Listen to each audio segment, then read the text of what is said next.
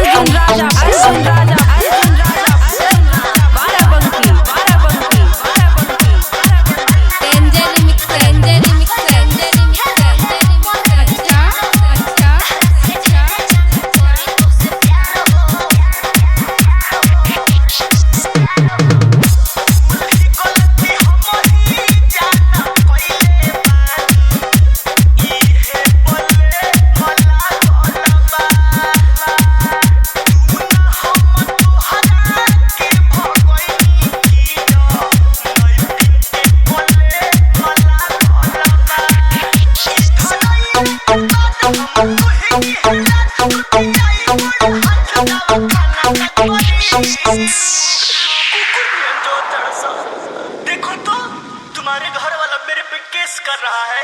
तो आप क्यों टेंशन ले रहे हैं? हम लोग भी उल्टा केस कर देंगे, समझे ना। केस कर रहा है तो करने दीजिए।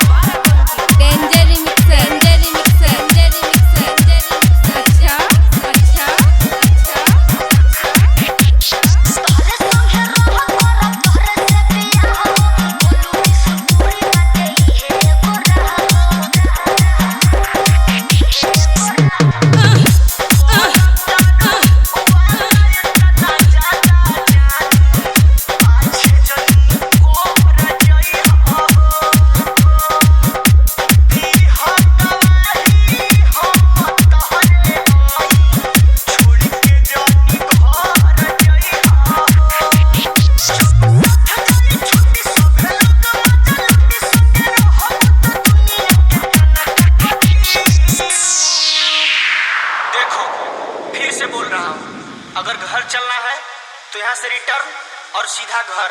तो घर जाने के लिए आई हूँ, बताइए।